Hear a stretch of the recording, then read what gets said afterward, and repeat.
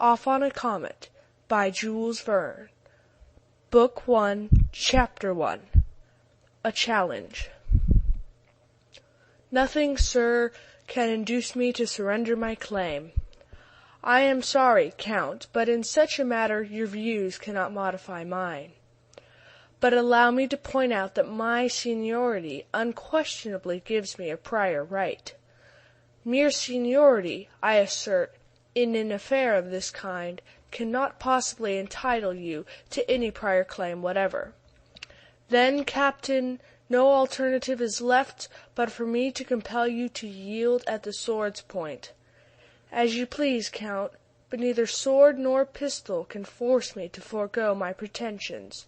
Here is my card. And mine. This rapid altercation was thus brought to an end by the formal interchange of the names of the disputants. On one card was inscribed, Captain Hector Servadac, Staff Officer, Mostaganem. On the other was the title, Count Wasily Timashev, on board the schooner Dobrina. It did not take long to arrange that seconds should be appointed, who would meet in Mostaganem at 2 o'clock that day, and the captain and the count were on the point of parting from each other with a salute of punctilious courtesy, when Timashev, as if struck by a sudden thought, said abruptly, "Perhaps it would be better, Captain, not to allow the real cause of this to transpire." "Far better," replied Servadac. "It is undesirable in every way for any names to be mentioned." "In that case, however," continued the Count, "it will be necessary to assign an ostensible pretext of some kind. Shall we allege a musical dispute, a contention in which I feel bound to defend Wagner, while you are the zealous champion of Rossini?" "I am quite content," answered Servadac with a smile, and with another low bow they parted. The scene, as here depicted, took place upon the extremity of a little cape on the Algerian coast, between Mostaganem and Tennis, about 2 miles from the mouth of the Shelif.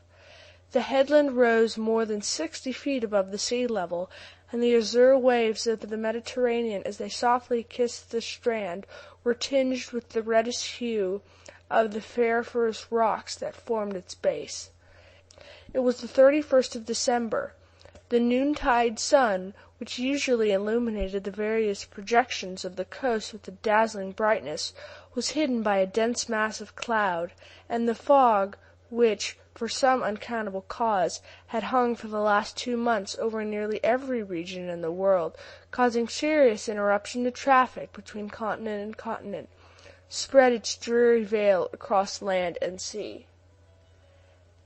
After taking leave of the staff officer, Count Wasily Timashev wended his way down a small creek, and took his seat in the stern of a light 4-oar that had been awaiting his return.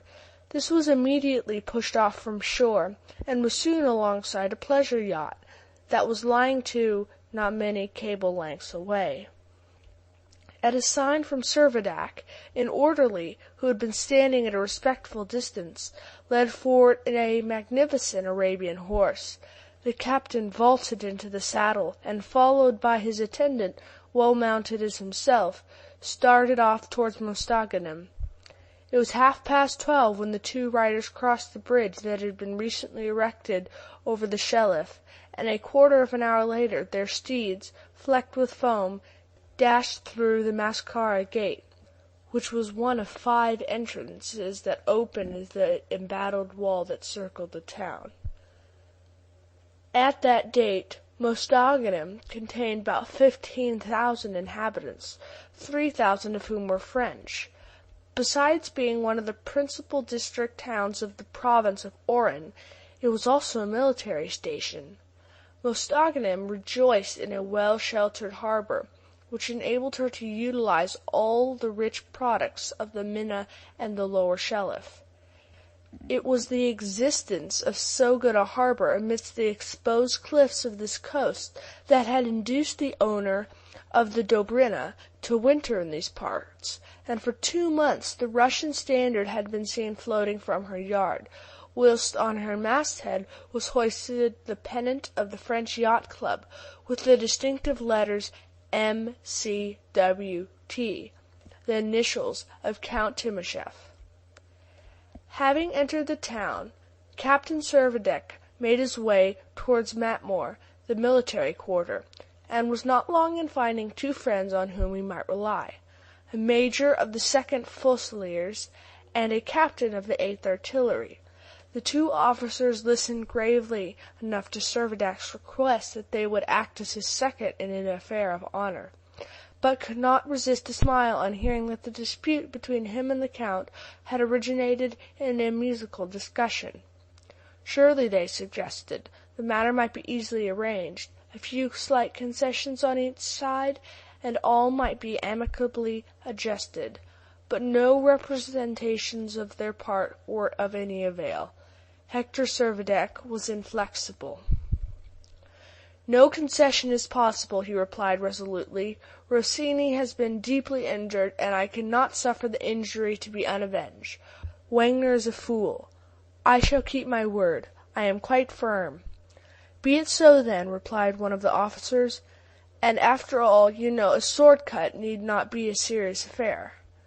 "Certainly not," rejoined Servadac, "and especially in my case, when I have not the slightest intention of being wounded at all." Incredulously as they naturally were as to the assigned cause of the quarrel, Servadac's friends had no alternative but to accept his explanation, and without farther parley they started for the staff office, where, at 2 o'clock precisely, they were to meet the seconds of Count Timascheff. 2 hours later they had returned. All the preliminaries had been arranged. The Count, who, like many Russians abroad, was an aide-de-camp of the Czar, had of course proposed swords as the most appropriate weapons, and the duel was to take place on the following morning, the 1st of January, at 9 o'clock, upon the cliff at a spot about 1.5 miles from the mouth of the Shelif, with the assurance that they would not fail to keep their arrangements with military punctuality. The 2 officers cordially wrung their friends' hands and retired to the Zolma Café for a game of piquet. Captain Servadac at once retraced his steps and left the town. For the last fortnight Servadac had not been occupying his proper lodgings in the military quarters. Having been appointed to make a local levy, he had been living in a gourbi, or native hut, on the Mostaganem coast, between 4 and 5 miles from the Shelif. His orderly was his sole companion, and by any other men than the captain the enforced exile would have been esteemed little short of a severe penance. On his way to the gourbi his mental occupation was a very laborious effort to put together what he was pleased to call a rondo, upon a motto of versification, all but obsolete. This rondo, it is unnecessary to conceal, was to be an ode addressed to a young widow by whom he had been captivated, and whom he was anxious to marry, and the tenor of his muse was intended to prove that once a man has found an object in all respects worthy of his affections, he should love her in all simplicity. Whether the aphorism was universally true was not very material to the gallant captain, whose sole ambition at present was to construct a roundelay of which this should be the prevailing sentiment. He indulged the fancy that he might succeed in producing a composition which would have a fine effect here in Algeria, where poetry in that form was all but unknown. "I know well enough," he said repeatedly to himself, "what I want to say. I want to tell her that I love her sincerely, and wish to marry her, but, confound it, the words won't rhyme. Plague on it! Does nothing rhyme with simplicity? Ah, I have it now. Lovers should wooer they be, love in all simplicity. But what next? How am I to go on? I say, Ben Zoof!" he called aloud to his orderly, who was trotting silently close in his rear. "Did you ever compose any poetry?" "No, captain," answered the man promptly. I have never made any verse, but I have seen them made fast enough at a booth during the fête at Montmartre. Can you remember them? Remember them? To be sure I can. This is the way they began. Come in, you'll not repent the entrance money you have spent. The wondrous mirror in this place reveals your future sweetheart's face. Bosh! Cried Servadac in disgust. Your verses are detestable trash. As good as any others, Captain, squeaked through a reed pipe. Hold your tongue, man, said Servadac peremptorily. I have made another couplet. Lovers should, whoever they be, love in all simplicity. Lover loving honestly, offer I myself to thee. Beyond this, however, the captain's poetical genius was impotent to carry him. His farther efforts were unavailing, and when, at 6 o'clock, he reached the gourbi, the 4 lines still remained the limit of his composition. End of Book 1, Chapter 1.